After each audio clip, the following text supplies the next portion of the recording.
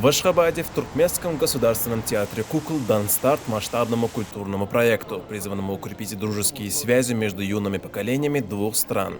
Торжественное открытие недели дружбы собрало множество гостей. Среди них чрезвычайный полномочный посол Исламской Республики Иран в Туркменистане Али Моджтаба Рузбехани. В своей приветственной речи посол подчеркнул важность укрепления культурных связей между Туркменистаном и Ираном, стран, объединенных общей историей, близкими традициями и стремлением к добрососедству. Иранская делегация передала в дар музею театра кукол сувениры, а туркменская сторона презентовала куклы в национальных костюмах сотрудникам передвижного музея иранской культуры. Гости, особенно юные зрители, с интересом знакомились с традиционными иранскими кукольными персонажами. После представления открылась уникальная передвижная выставка, посвященная иранской культуре и искусству. Экспозиция представила куклы из разных стран, выполненные в национальных стилях, демонстрируя многообразие мировых культур. Особое место занял иранский кукольный театр с его куклами на палках и масками. Также особое внимание привлекли куклы-ложки, яркий пример народного творчества. Неделя дружбы продлится до 20 декабря. В программе мастер-классы по живописи, ремеслам, вышивке и изготовлению кукол. Все мероприятия доступны для бесплатного посещения. Организаторами выступили Министерство культуры Туркменистана и Иранский культурный центр в Ашхабаде. Представители иранской делегации подчеркнули, что миссия их музея – распространение идей мира и дружбы, укрепление международных связей. Неделя дружбы детей Туркменистана и Ирана стала ярким примером того, как искусство и культура объединяют, способствуя взаимопониманию и укреплению дружбы между народами.